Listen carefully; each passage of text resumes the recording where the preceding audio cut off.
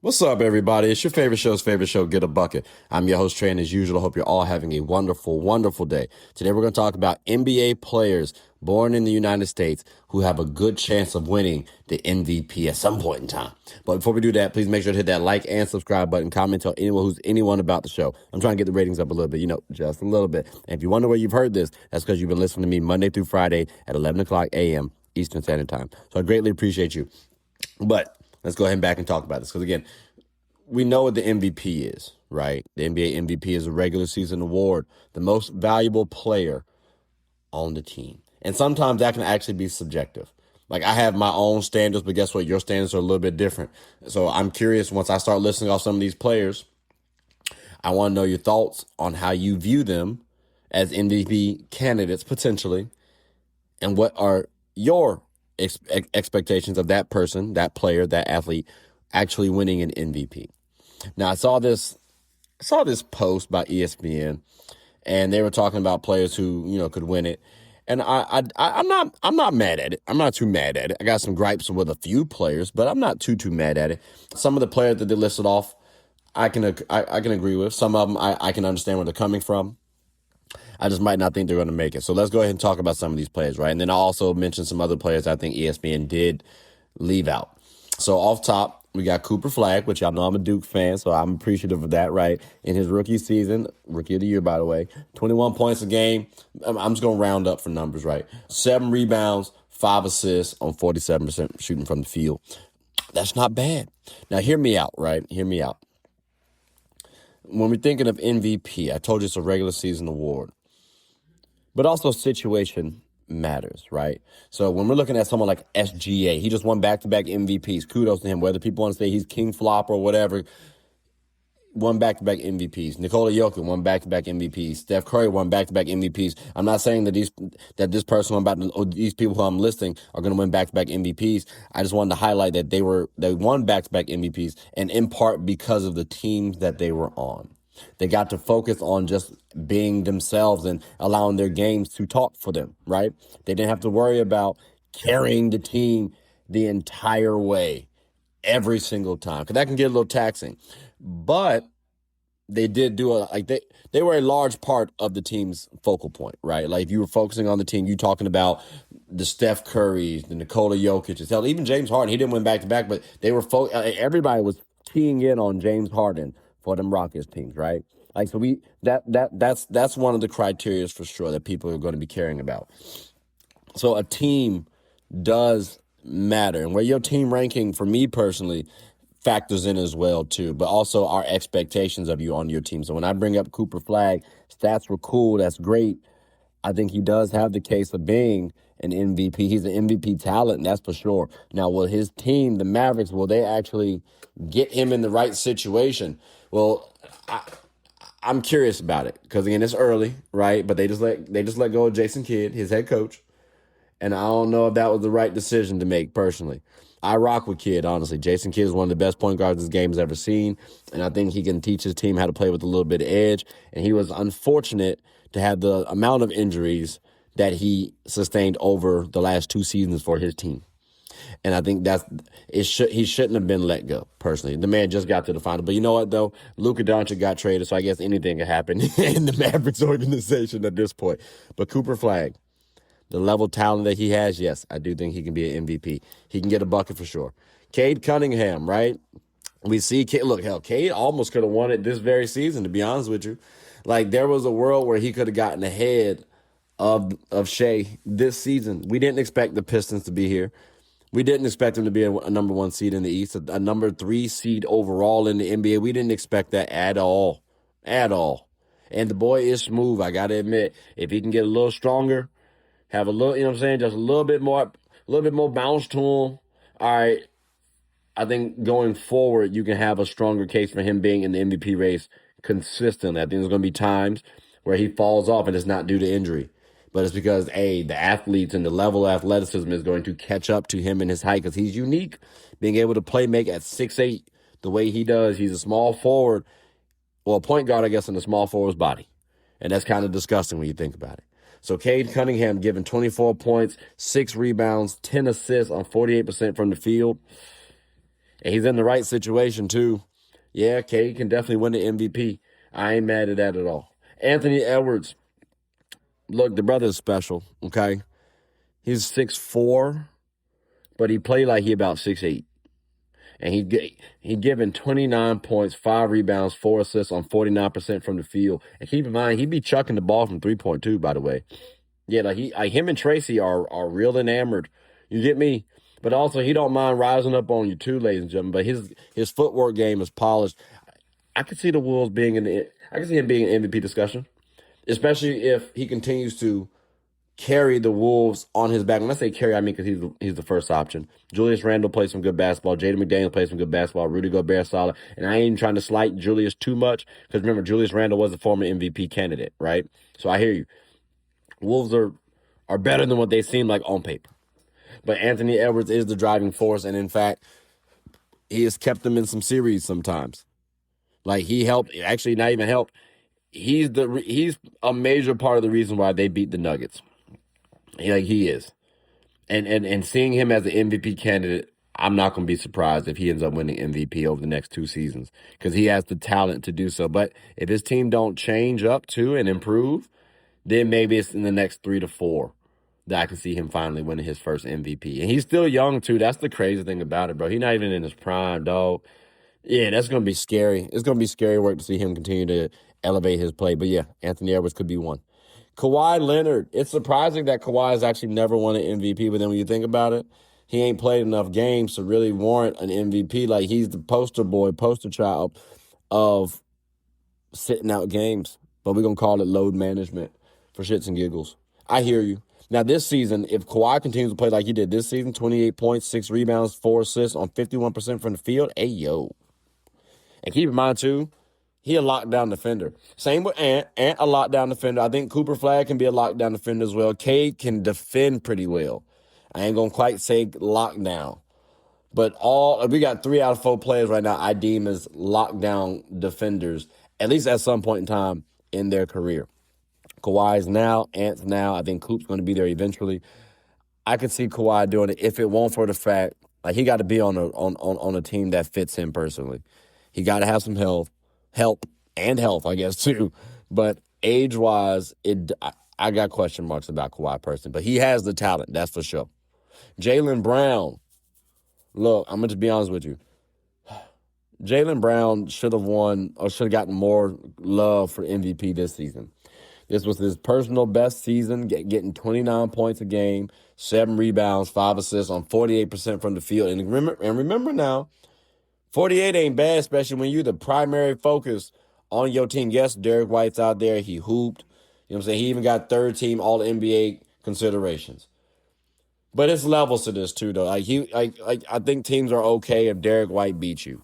I genuinely do think that. Like that, I'm not saying just leave him open, but if Derek White is beating your team, either it's just a great night by Derek White or he is really undervalued. And I actually value him quite high, but not having Jayson Tatum produce Jalen Brown's best statistical season. And I'm telling y'all right now, ladies and gentlemen, it hurt me to just hear that JB couldn't get any more MVP nods than what he did. And that's my only gripe. The fact that, or not even gripe, that's my only concern. Because I think he's MVP caliber. But because of his team's situation, how his team is, yes, he's in a good situation. But it might be a too good of a situation. Like, I don't know if Jalen Williams on the Thunder would win MVP. I really, truly do not. Because, again, his situation is predicated on SGA. Like, SGA is the focal point of that team. And I don't know when SGA would slip. It's the same thing for JB and JT. They both almost kind of cancel each other out, which is crazy. Also, again, Jayson Tatum is on this list too. And keep in mind, for this season, coming off the Achilles injury, he had 22 points, 10 rebounds, 5 assists on 41% from the field. I'll excuse the 41, right? The other numbers are pretty smooth. Can't lie to you. Can't lie to you at all. And only playing for about 20 games, and again, coming off an Achilles injury. And he's been in the MVP discussion for quite some time, too. It just never seemed like he could crack that top 3. So that's a number. That's a gripe about JT. So, again, coming back off the injury, we got to see how he does. I think he'll do well. I think he'll do pretty well, right? But at the same time, we could end up saying well on his MVP cases because he had opportunity to do so, Will he do it now and he's in his prime? But other players are either coming up like Cade in the MVP discussion, top 3, younger than Jayson Tatum. Anthony Edwards, younger than Jayson Tatum. Jalen Brunson, he could be in the MVP discussion again and actually win it. Imagine the Knicks win the championship this season and then they play well next season. You don't think people are going to try to make Jalen Brunson the MVP of the league? I don't know. That could be interesting. And especially when he's giving 26 points, 3 rebounds, 7 assists on 47 from the field, a 6'2" guard. Like, it's very tough to win a championship and lead your team as somebody under 6'3". And Jalen Brunson, who is currently in his prime, is proving to do just that. Now, short guards, it does take a little bit for you all to get over the hump, and you got to look special. But damn it, if Jalen Brunson ain't looking special right now, especially in the playoffs, he's doing more than getting a bucket. He's leading his team to a championship, and that's pretty special. And because of that, I think he's in a situation where maybe he can pull off an MVP. He has had opportunity to do so, and he has fallen short because we've had players like SGA and Jokic, hell, even Embiid 1-1. Like, I get you. I heard you. But I think at some point in time, could he maybe really make a strong case for a one, like an MVP one, like number 1 on the list? That could happen. Again, he's in the right situation, and he's the leader of his team. So it's a little bit different than Jaylen Brown and JT because both of them kind of cancel each other out. I don't think Cat is MVP-esque. I think he's all-star, potentially third-team All-NBA caliber, but Jalen Brunson is in the right situation, too, especially when they got Mikal Bridges, OG Anunoby, Josh Hart. They got a quality bench. They're looking pretty good. So Jalen Brunson could be another player to make something shake. We got to give love to Steph Curry, right? Back-to-back MVP in 2015, 2016. Last season, he gave 27 points a game with 4 rebounds and 5 assists on 47 from the field. Now, keep in mind, Jimmy Butler did not play. So as a result, his team did not do as well as they needed to. He could have carried them a little bit more for sure, but he was also injured his damn self. So next season, especially when we're thinking about it like this, how many more years is Steph Curry going to actually play the game of basketball in the NBA? I don't know, because it's starting to hit that time where it's like, bro, all the young old greats. And I say young because that's what these are people I came up with, but now they're considered old. Yeah, they're going to be stopped playing basketball. Like, we won't be seeing them on the TV no more.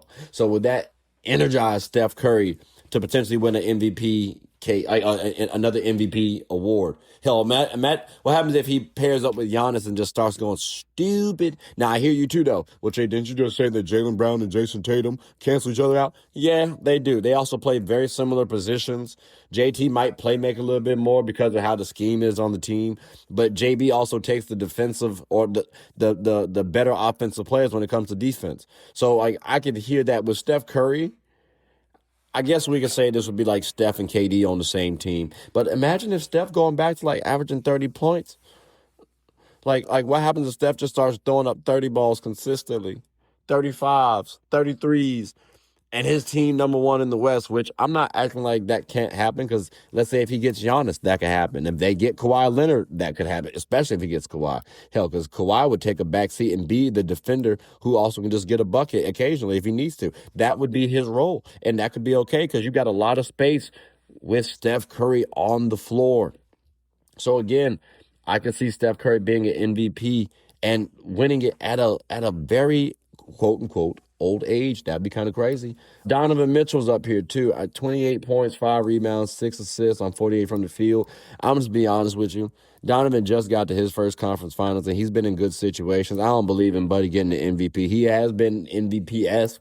I'm not going to act like he don't have the talent to do so. I just don't think the situation is aligned for him to adequately do so. Imagine if the Cavs get another, like, let's say they get LeBron James.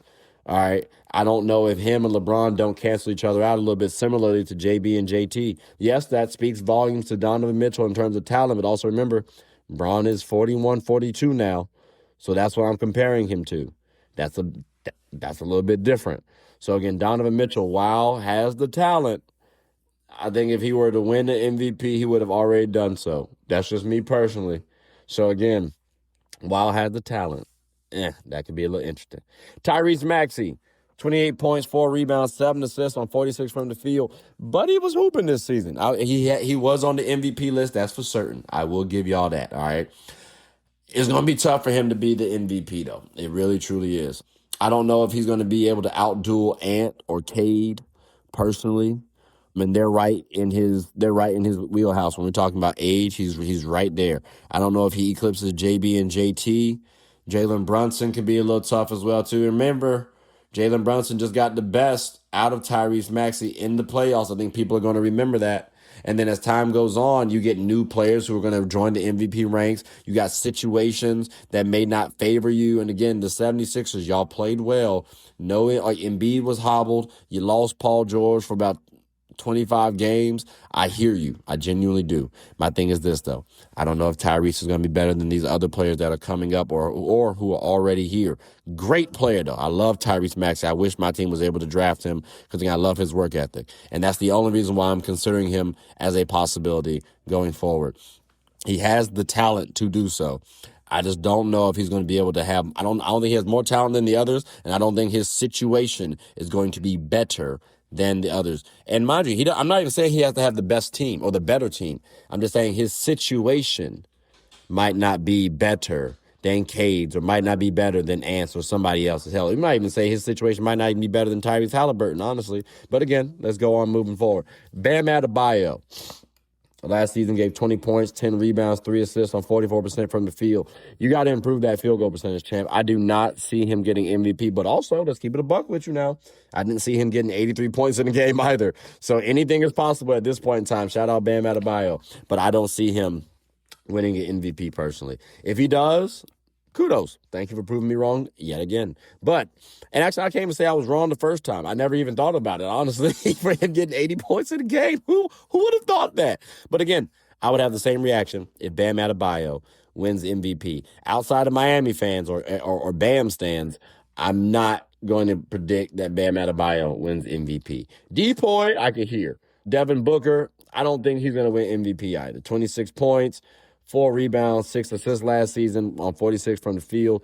Does he have the capability to do so? Yes. The situation might not align for him personally. Like when we're thinking about it, he's not better than Ant. He's not better than I'm talking about Jalen Brown for me. Cade Cunningham, he's not better than Jayson. Tatum is again SGA, Wemby, and Yoke. Not like if he wants to win, he needs to be a second option, but second options don't typically win MVP. They can win finals MVP, but league MVP, those are more of the one options. And when we see him as a one option, have they gotten to the finals? Yes. But also Chris Paul was an interchangeable one option for that team as well, too. And they were kind of deep also, by the way. So, again, Devin Booker as an MVP, does he have the talent? Yes. Situation, I don't think the situation will align for him properly, so I don't expect him to be MVP. But you know what? Let's wait and see, because maybe he gets paired with some people and then he just starts snapping. Because, again, he has the talent to do so. Good playmaking guard, about 6'5", can hit you on all 3 levels. But he's special. I ain't going to lie to you. Chet Holmgren they have up here. No. I hear it. No. Because, again, it's the same thing when I said with Jalen Williams, J-Dub off the Thunder. They're not going to be better than SGA anytime soon. SGA is the focal point of their team. Depoy, he has a better chance of winning Depoy than he does MVP. I don't even think he needed to be on the third team All-NBA this season. So we're talking about MVP. I hear you. He young. He is young. I will give you that. Can he improve? Yes. But I see some things out of SGA and J-Dub that make me wonder and question if Chet will be a second option even on his own team. And personally, for my MVPs, I'd like for them to be my first option. So him usurping both players, that's going to be an uphill battle, champ. So kudos to you. Same thing with Evan Mobley. I've said this before. I'm going to continue to say it. Look, Evan Mobley needs to be the one option on his team in order for his team to win, and I don't expect him to be MVP. If he ever becomes the best player on his team, and Spider's still there, Donovan Mitchell's still there, James Harden's if he has that same team and he becomes the best player, his team's a 1 seed, he's been dominating, I can see him in the MVP discussion. Similarly to Chet, but again, Chet's given us 17 points, 9 rebounds, 2 assists on 56% from the field. And Evan Mobley's given us 18 points, 9 rebounds, 4 assists from the field with 4 assists and 55% from the field. Those are not MVP numbers to me, personally. They're not. We got to uptick that scoring a bit. They can get a bucket for sure, but they need to get more buckets. I need to see a little bit more rebounding as well, too. Defense does help you out in this situation. but not as much as like when we're talking about the Anthony Edwards or the Cade Cunninghams or the Cooper Flaggs. Like we're not in comparison to that personally. Because they again, Coop averaged more points than both of y'all during his rookie year. And I'm not talking about rookie year comparison. I'm talking about his rookie year to y'all current years right now. Y'all have been in the league for a couple seasons. I don't expect them to be MVPs. That's just me personally. We also got Paolo Banchero, given 22 points, 8 rebounds, 5 assists, and 46% from the field. Paolo has the ability to become an MVP. And it'd be funny, too, if we see him becoming MVP over the next 2 seasons. He has that kind of talent, and I think his team is in the right situation for him to actually be viewed as an MVP. He has to be snapping the way he was. Like when it was the Magic versus the Pistons, the Magic kind of woke up a little bit. They lost the lead, that's for sure. They lost the series, I hear you. But they had a little inconsistency with cohesion over this regular season. And I think Paolo missed some time too. Let Paolo actually be healthy. It's going to be a problem, especially if he finds that consistency again when he was going back and forth with Cade Cunningham in the playoffs.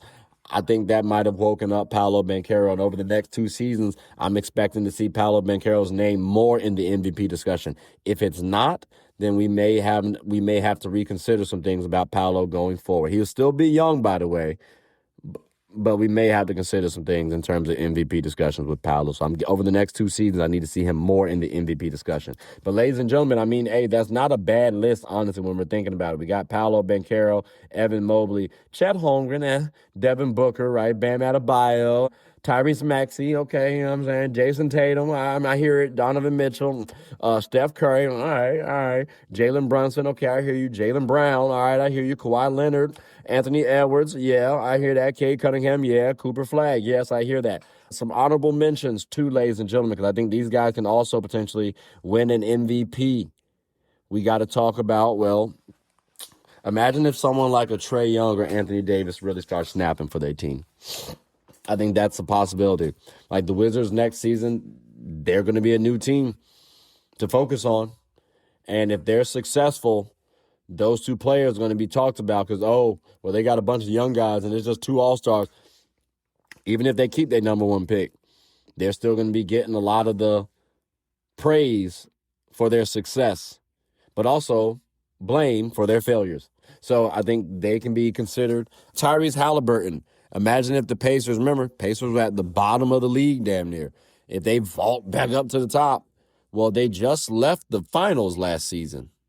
So if we skip a season because of Tyrese's injury and then they get right back there, I think that could matter. Remember, Steve Nash won 2 of them things because he was able to help change a team around. And that's what Tyrese Halliburton could be viewed as. If the Pacers start winning again, he might get viewed as, their savior. Same with who else? LaMelo Ball. The Hornets, I think he's technically their best player. Concanopoulos played solidly this year.